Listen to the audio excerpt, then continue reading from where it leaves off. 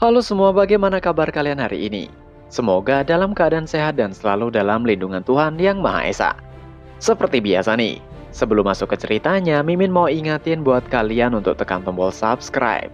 Dan tekan tombol loncengnya terlebih dahulu, biar nggak ketinggalan video-video terbaru dari channel ini ya. Selagi nonton, bisa kalian sempatkan tekan tombol like dan tinggalkan komen kalian di bawah, biar makin rame video kita yang satu ini. Disclaimer, untuk para subscriber channel Storytime, cerita ini hanya karya fiksi. Segala tindakan yang ada dalam ceritanya hanyalah imajinasi semata. Kami tegaskan bahwa video ini tidak bermaksud mendorong atau mempromosikan tindakan kekerasan dan tindakan berbahaya apapun. Dimohon untuk kalian dapat memahaminya dengan baik. Tanpa menunda dan banyak basa-basi, langsung masuk ke ceritanya. Cerita kita lanjutkan. Di pembahasan terakhir, Billy Duan telah membantu Song Hualin untuk mendapatkan beberapa berita. Setelah itu, mereka kembali. Song Hualin mengatakan ia tidak bisa menunda. Dia berbalik meninggalkan Billy Duan mengatakan ia akan mengatakan pada ayahnya. Namun dia berhenti dan menoleh untuk berterima kasih pada Billy Duan. Billy Duan mengatakan dengan santai bahwa tidak perlu berterima kasih. Itu semua dibeli menggunakan uang Song Hualin. Entah apa yang terjadi, tiba-tiba Song Hualin merona melihat Billy Duan. Dia tidak ingin ketahuan dan segera meninggalkan Billy Duan. Mereka kembali ke kediaman masing-masing. Beberapa hari kemudian di kediaman Billy Duan, Guan Tao yang ada di halaman mengatakan pada Billy Duan, ia mendengar bahwa keluarga Song dan Song Hualin berkunjung ke kediaman mereka. Ekspresi Billy Duan santai mengatakan, memang mereka berkunjung. Namun hanya itu saja. Dia bergumam. Kepala keluarga Song yang mendengar kejadian yang sebenarnya datang bersama dengan Song Hualin untuk berterima kasih padanya. Billy Duan mengingat ketika kepala keluarga Song datang mengatakan terima kasihnya. Ia mendengar berita kebenaran semuanya berkat bantuan Billy Duan. Billy Duan tersenyum menimpali. Ia tidak melakukan apapun. Song Hualin lah yang melakukannya. Ia hanya menemaninya dan tidak berbuat banyak. Mendengar itu membuat Song Hualin terkejut.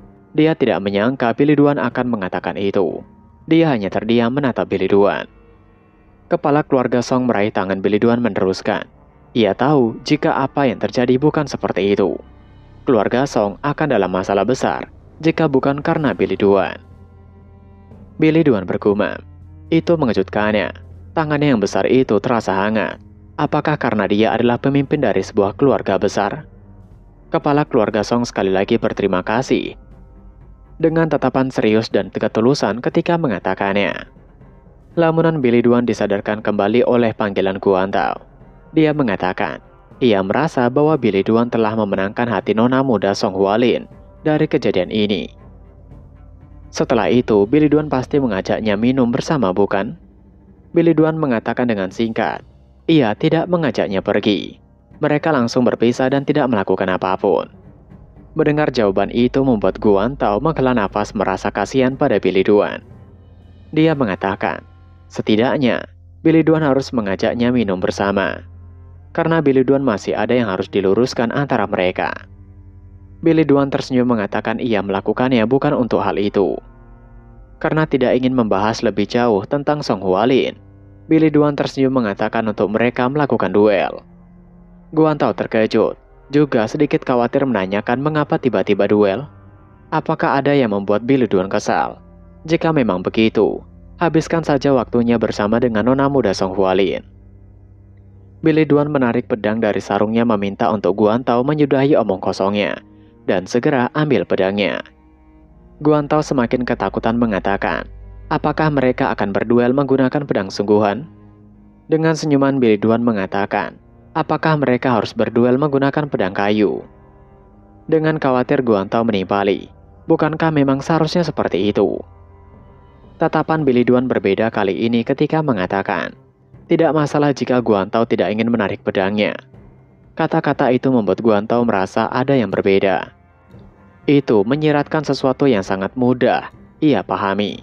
Ia menunduk sejenak dengan khawatir yang kemudian dengan yakin ia mengatakan akan mengambil pedangnya. Beberapa saat kemudian, Guan Tao telah kembali dengan pedangnya dan memasang kuda-kuda. Namun ada yang berbeda.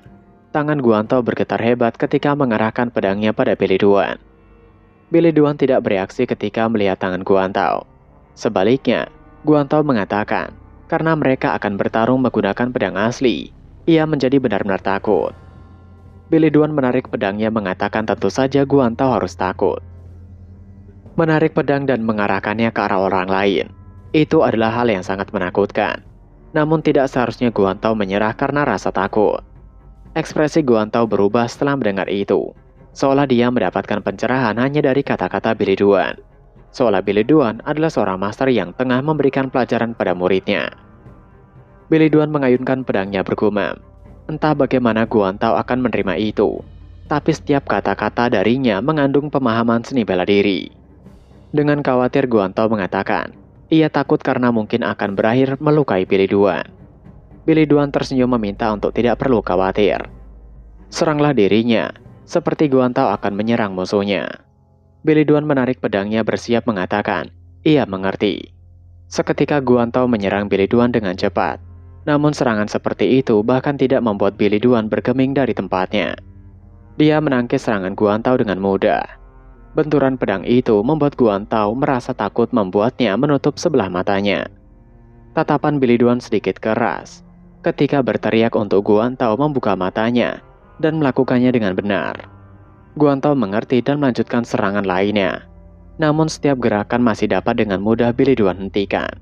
Ketika Billy Duan menyerang balik dan benturan pedang terjadi, Guantao masih terus menutup matanya karena takut. Billy Duan membentak sekali lagi, mengatakan untuk Guantao membuka matanya. Jika tidak, Guantao akan segera binasa. Fokuslah dalam kuda-kudanya. Guantao mengerti dan terus menyerang dan bertahan. Saat itu, Guantao masih saja memejamkan matanya setiap kali terjadi benturan. Saat itu, Billy Duan dengan serius menyerang Guantao. Niat menghabisi muncul dan menghunuskan pedangnya ke arah Guantao. Akibat hunusan pedang itu, menyebabkan angin yang luar biasa kencang menerpa Guantao.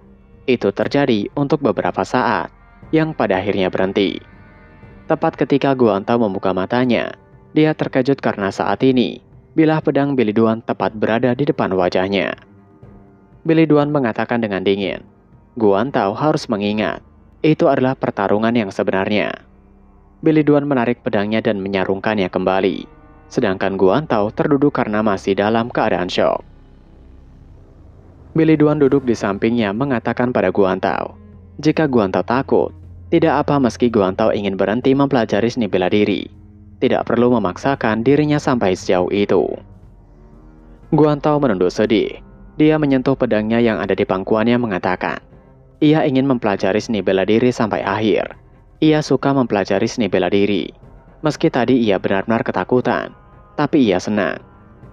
Billy Duan menatap Guantao dari samping mendengar Guantao berbicara. Guantao meneruskan, ia senang karena ia dapat bertarung. Billy Duan tersenyum mengatakan jika begitu, lakukanlah sampai akhir dan jangan berhenti. Dengan yakin, Guantao mengatakan tentu saja. Yang terpenting adalah, Billy Duan tidak akan kehilangan kepercayaan padanya. Billy Duan menimpali, itu tergantung dari kinerja Guantao. Saat itu, tiba-tiba hujan turun. Guantao mengatakan itu adalah hujan musim semi. Itu membuat Billy Duan mengingat masa lalunya. Dia bergumam. Awalnya ia tidak merasakan apapun ketika melihat salju turun.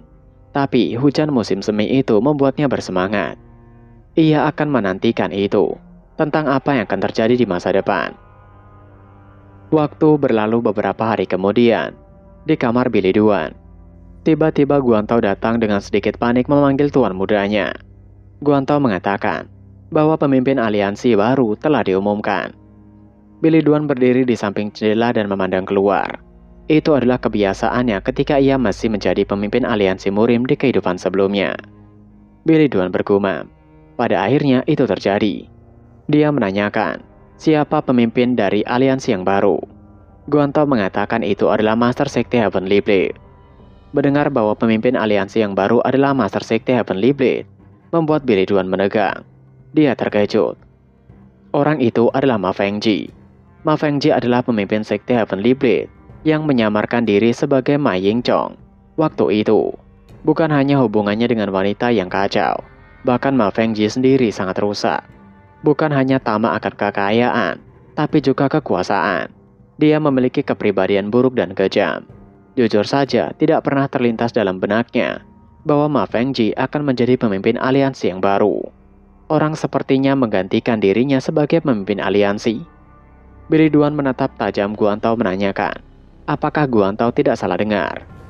Guantao mengatakan tidak, karena semua orang membicarakan itu. Billy Duan bergumam lagi, tidak mungkin Saryang akan memilih Ma Fengji. Dan tidak mungkin Saryang mencegah Ma Fengji menjadi pemimpin aliansi terpilih. Billy Duan menatap tajam meneruskan, ia yakin ada yang aneh. Berpindah di kota Wuhan. Di dalam sebuah kedai, Billy Duan terlihat tengah meminum seorang diri di tepi jendela lantai 2. Saat itu, beberapa orang yang ada di kedai tengah membicarakan tentang pemimpin aliansi yang baru. Mereka membicarakan tentang Ma Fengji adalah orang yang menghabisi pemimpin 13 sindikat Dark Path, penguasa Dark Shadow Palace. Yang lain membenarkan, mereka semua mendengarnya, yang katanya pemimpin aliansi sebelumnya merebut pencapaian itu. Membuat mereka semua meragukan Tian Hengji, pemimpin aliansi sebelumnya yang tidak menghabisi semuanya. Mendengar pembicaraan itu, Billy Duan bergumam. Itu bukan pertama kalinya ia mendengar pembicaraan seperti itu. Sejak ia tiba di Wuhan, rumor yang meninggikan Ma Fengji tersebar di seluruh tempat. Dan rumornya juga bercampur dengan ketidakbenaran. Ia masih mengingatnya dengan jelas, pada hari di mana ia kesulitan mengalahkan penguasa Dark Shadow Palace, dan kemunculan Ma Fengji yang terlambat setelah ia dan yang lainnya membereskan yang tersisa.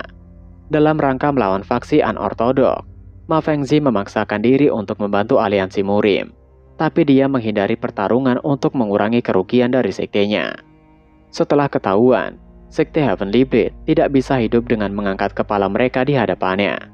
Tapi sekarang, tersebar rumor yang memuji mereka atas tindakan yang tidak mereka lakukan. Billy Duan menyadari, sepertinya seseorang dengan sengaja menyebarkan rumor yang tidak benar. Billy Duan mengingat ketika dia berbincang dengan Saryang. Saryang mengatakan, bahkan jika Tian Hengji adalah orang kuat, Tian Hengji masih tidak bisa mendominasi dataran tengah. Orang kuat hanya mengacu pada orang dengan kemampuan terbaik dalam bertarung. Sedangkan yang mendominasi, Jianghu adalah kekuasaan. Billy Duan bergumam, yang disampaikan Saryang waktu itu memang benar. Billy Duan keluar dari kedai itu dan terus berjalan. Dia melanjutkan, saat ini dirinya bukan lagi Tian Hengji yang dulu. Apalagi dia bukan orang yang terkuat di dunia. Billy Duan terus berjalan menyusuri jalanan tanpa mengamati sekitar. Dan ketika dia tersadar, dia telah sampai di suatu tempat. Itu adalah sebuah kedai di tempat yang tidak biasa. Billy Duan bergumam, itu adalah kedai yang sering ia datangi di kehidupan sebelumnya, malam-malam untuk minum. Dia menanyakan, apakah ia datang ke sana tanpa ia sadari? Sejujurnya, ia tidak suka minum, tapi ia menikmati suasana tempat itu. Hanya Baek Pyo yang menemaninya minum. Baek Pyo sering menolak minuman yang ia tawarkan. Meski ia telah mengatakan tidak masalah untuk minum, tapi Baek Pyo selalu menolak. Dia adalah orang yang tidak pernah melanggar prinsipnya. Ketika menjalankan tugas pengawalan, sesetia itulah Baek Pyo. Billy Duan penasaran haruskah ia mampir sebentar untuk melepaskan rindunya. Billy Duan memutuskan untuk singgah di kedai tersebut. Dia membuka kedai dan memasukinya dengan santai. Ketika seseorang menyapanya masuk, mata Billy Duan terbelalak karena suara orang tersebut sangat familiar. Yang tidak lain itu adalah Baek Pyo. Billy Duan menanyakan dengan sedikit ragu, apakah pemiliknya telah ganti? Baek Pyo membenarkannya, dan pemilik barunya adalah dirinya. Dan Billy Duan adalah pelanggan pertamanya. Ekspresi Billy Duan tidak terbendung. Ekspresi kerinduan, bahagia dan sedih dia tampilkan. Namun dia tidak mengatakan apapun. Dia terdiam dan menundukkan kepalanya tanpa kata. Tentu itu membuat Baek Pyo bingung penuh tanya. Baek Pyo segera meminta untuk Billy Duan duduk. Billy Duan tidak banyak mengatakan apapun dan segera memilih kursi untuk duduk. Itu ada di samping jendela. Melihat Billy Duan duduk di samping jendela membuat Baek Pyo menanyakan, apakah Billy Duan memilih duduk di sana? Itu adalah tempat duduk favoritnya. Billy Duan melepas topi jeraminya dan tersenyum menanyakan, apakah ada alasan mengapa menyukai duduk di meja itu? Dengan menyuguhkan minuman, Baik Pyo menjawab dengan lambat. Dia tersenyum mengatakan ia hanya menyukainya. Billy Duan tersenyum menyesap minumannya bergumam. Itu karena ia dan Baik Pyo selalu duduk di sana. Billy Duan meneruskan. Ia ingin sekali mengatakan bahwa dirinya adalah Tian Henji. Jika itu Baik Pyo, dia pasti akan mengikutinya. Namun Tian Henji telah binasa. Dalam kehidupan sekarang, dirinya adalah Billy Duan. Sekali lagi, jantung Billy Duan dibuat terkejut. Karena ada suara seseorang yang mengatakan, itu adalah tempat yang nyaman dan bagus. Alasan Billy Duan memasang ekspresi seperti itu adalah karena pemilik suara orang itu, yang tidak lain adalah Saryang. Baik Pyo juga terkejut karena Saryang ada di sana. Saryang mengatakan, tidak disangka Baik Pyo akan mengurus kedai seperti itu. Baik Pyo mengatakan ia beruntung, pemilik tempat itu menutup kedai untuk kembali ke kampung halamannya. Saryang terus berjalan melewati Billy Duan tanpa menoleh. Karena Billy Duan bukan Tian Henji. Saryang kemudian mengatakan pada Baik Pyo untuk mereka keluar sebentar. Mereka berdua berdiri di luar sedangkan Billy Duan hanya dapat menonton mereka di luar. Saryang menanyakan pada Baik Pyo, apakah Baik Pyo tidak memiliki niatan untuk menetap di aliansi? Baik Pyo mengatakan permintaan maafnya, karena pemimpin yang baru tidak pantas untuk dilindungi. Saryang mengatakan seharusnya ia yang mengatakan itu. Baik Pyo menyela bahwa Saryang telah melakukan yang terbaik. Mereka tidak bisa menghentikan orang-orang itu, karena Satuan Bright Moon dan Iron Horse mengkhianati mereka. Mendengar kedua organisasi itu berkhianat, Billy Duan terkejut. Billy Duan bergumam, jika bukan Baik Pyo yang mengatakannya, ia pasti akan menganggapnya omong kosong. Siapa yang menyangka mereka berdua akan berkhianat? Saryang mengatakan, terus terang saja, itu bukan pengkhianatan, karena mereka setia pada pemimpin Tian Henji semasa hidupnya. Namun, Billy Duan masih kesal. Menurutnya, itu adalah pengkhianatan. Jelas-jelas itu pengkhianatan karena mereka mengkhianati bawahannya, karena ia telah binasa. Seharusnya mereka membantu Saryang. Pada dasarnya, tidak seharusnya mereka menunjuk Ma Fengji sebagai pemimpin aliansi yang baru. Baik Pyo menanyakan, apa yang akan Saryang lakukan sekarang? Saryang menimpali, orang-orang aliansi murim yang baru ini pasti berharap ia menghilang. Tapi ia berniat bertahan lebih lama. Baik Pyo menanyakan, apakah tidak masalah? Saryang menimpali karena ada banyak mata yang mengawasinya. Mereka tidak akan bisa melakukan apapun. Mungkin ia hanya akan diasingkan ke organisasi kecil. Meski begitu, ia berniat bertahan sampai akhir. Baik Pyo penasaran menanyakan dengan takut. Ia mungkin akan menanyakan hal yang kasar. Tapi mengapa Saryang tidak meninggalkan aliansi murim? Saryang mengatakan, itu karena aliansi murim adalah rumahnya. Mendengar kata-kata itu membuat Billy Duan terkejut dan terdiam tanpa bisa mengatakan apapun. Dan chapter pun berakhir. Nah, itu tadi adalah pembahasan manhwa Return as the Heavenly Demon part ke-10. Seperti biasa sebelum mengakhiri video ini, Mimin ingatkan untuk kalian bahagia dan sehat selalu. Terima kasih sudah menonton video ini, dan sampai jumpa lagi di video selanjutnya. Jana.